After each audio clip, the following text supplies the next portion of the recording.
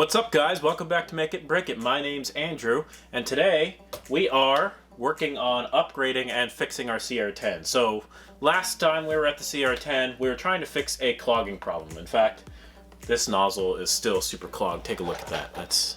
Can we get this to focus? Focus! Not on me, focus on that. Yeah, look at that thing, just super clogged. Let's see if we can focus in here again.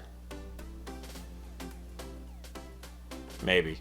See, that's not great, right? So we've been trying to deal with that, and in the process I think we gunged up the hot end to the point where it's going to be a long time and a lot of effort to clean it, and I'm just really not a fan of it, so we're replacing it. So today we're going to be doing that. I want to do that in a kind of how-to video to help you guys out there go through this upgrade yourself. So we're upgrading it with a pretty standard and suggested upgrade. This is the Micro Swiss all metal hot end. So the idea here is going with the all metal hot end. Is this? Yeah, there you go. So the all metal hot end does a couple things. It gets rid of this Bowden tube, this Teflon tube, goes all the way down into your hot end. In very early CR-10s, it went all the way down to your nozzle. In later ones, it just went about halfway through the heat sink and ran into the heat break there. But because it runs into the hot end like that, it actually induces a lot of, it can induce a lot of problems. So if you get rid of the Bowden tube and move it up completely onto the top of the hot end, it kind of reduces the risk of filament getting stuck in the end of a Bowden tube, which is what happened to us originally before we screwed it up ourselves, or it eliminates like stuff coming up and around and kind of sealing and holding it in and creating weird stuff. So it eliminates that. It also lets you increase temperatures. So because you don't have Bowden tubes and everything going down in and through, and it's all metal, you can actually increase your printing temperatures a little bit, and that'll let you get up into 260, 270, and start printing things like nylons, where with a normal CR-10 hot end, you would struggle to print those with any sort of consistency. This is not really meant to be a here's why you would upgrade a hot end. A lot of people suggest this, and it's just a really good upgrade. A lot of the higher end printers come with all metal hot ends to begin with that don't have any sort of intrusion of a Bowden tube. So today we're going to go through a how-to on upgrading your hot end.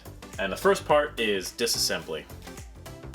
So for disassembling your hot end over here, you need a very small amount of tools. First, you need the hex wrench set, or the Allen wrench set that comes with your CR-10.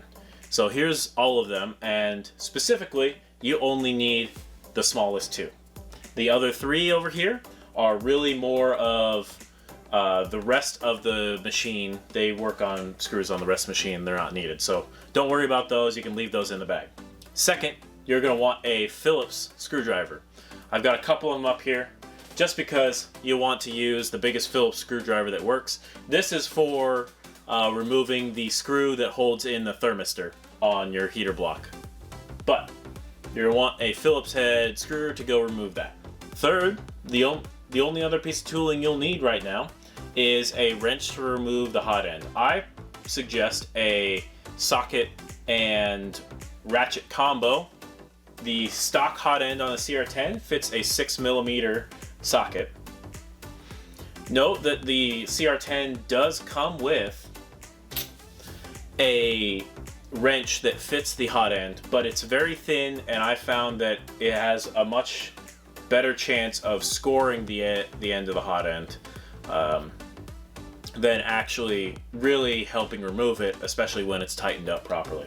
So I would suggest getting a wrench or a proper tool to go remove that. So once you have your tools all arrayed up here, and I've just got them on the build plate here in front of me, the process is pretty simple. If you haven't done it already, you're going to want to turn on your machine and remove any material from the printer. This kind of goes without saying, but we're going to put it in there just in case. At this point, you're also going to want to remove the silicone sock that comes on the end of your hot end, if it's there. With the material removed, you'll want to heat your hot end up to your hot end's maximum limit. On very old CR10s, this is 230 degrees C.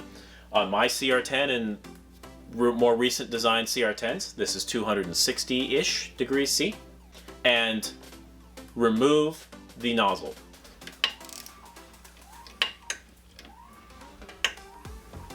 Now you can skip this step if you're like me and you don't plan on reusing the nozzle, or you've screwed it up and it's junk or whatever, and just leave the nozzle attached. Removing the nozzle is not required in order to complete the rest of this work. It just gives you another nozzle available to you. At this point, you're going to want to cool the hot end back down. This might take a little time to cool down, so go ahead and grab yourself a cup of tea or your favorite beverage of choice. And come on back when it's cool enough to handle with your hands or in gloves, something like that. Once it's cooled down to the touch, you're going to want to take your second smallest hex wrench out of your kit for the CR10 and remove the fan shroud assembly.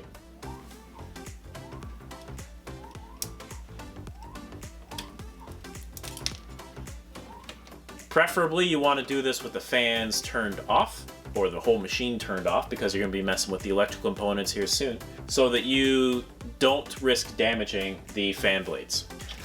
At this point, if you've not already done so, remove your Bowden tube from the top of the hot end and let it hang to the side for installation on the new hot end later on. With the Bowden tube removed, now you can remove the electrical components, that is the thermistor with a Phillips head and the heater element itself, using the smallest Allen wrench of your CR10 Allen wrench set.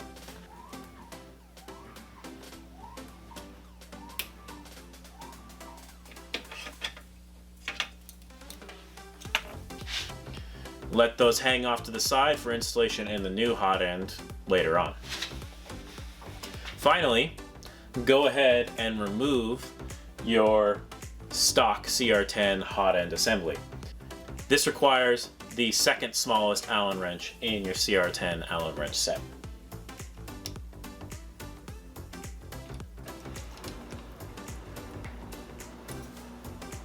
Be sure to save all of the hardware from this, because you may need it for installation or as spares in the future if you accidentally drop one in your spare bin of failed prints. I'm not bitter or anything. So at this point, you should have a gantry with no hot end on it, your fan and heater assembly hanging loose, and your Bowden tube hanging loose, and we're ready for reinstallation. So here are the parts you removed. This is the silicone, the nozzle, you've got the full hot end assembly, and a couple of screws for mounting the hot end onto the gantry.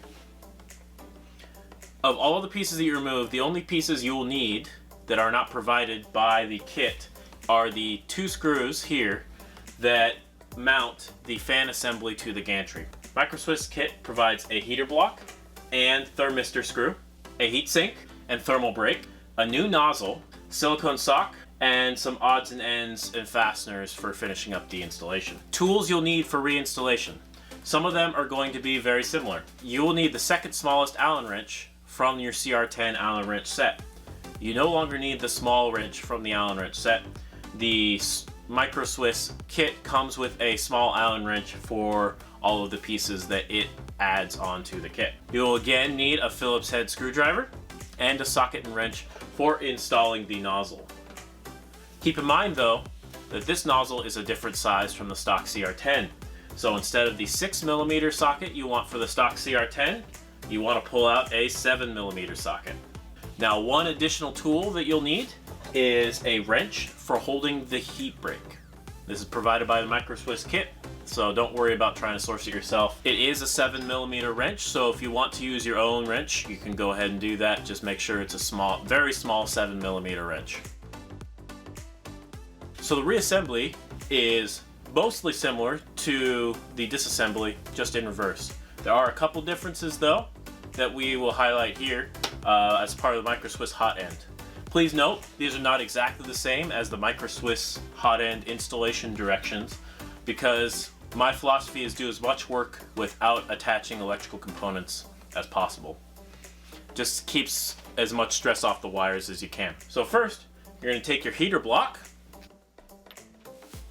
and your thermal brake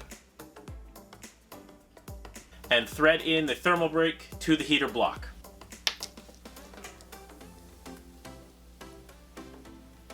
Tighten it down using the Micro Swiss provided wrench or your own 7mm wrench.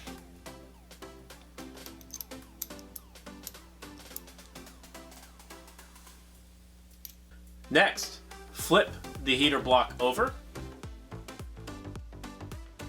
and install your nozzle. Go ahead and tighten this down a decent amount with your kit provided wrench or your own 7mm wrench or socket. At this point, go ahead and install your thermistor and heater assembly using your Phillips head screwdriver and the kit provided Allen wrench. Next, using your kit provided Allen wrench, install the set screw provided by the kit into your heatsink. Be sure to only install it about one thread just to secure it so it doesn't interfere with thermal brake installation later on. Now, install your heatsink onto the gantry.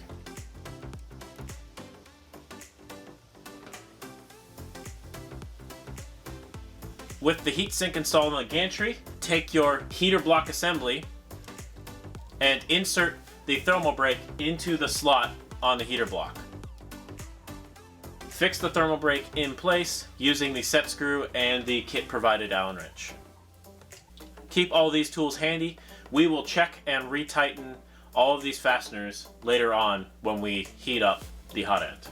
At this point, turn on your CR-10 and heat up the hot end to about your hot end's previous maximum temperature, 230 to 260 degrees C.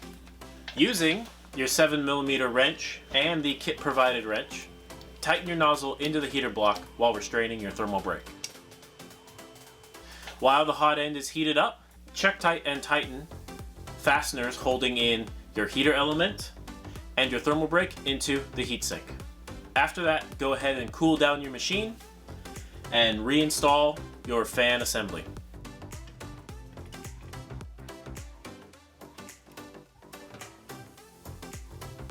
Finally, go ahead and install your Bowden tube and the security clip. Go ahead and push down once the clip is installed to make sure the tube is inserted as far as possible. And it's pretty much that simple. The whole process should take you, I don't know, if you're not trying to film it like this, maybe 20 minutes all told. Don't forget that once you replace everything, you do want to re-level your bed. When I did this, my bed was actually contacting the nozzle. So the nozzle might not stick out the exact same amount as your previous one.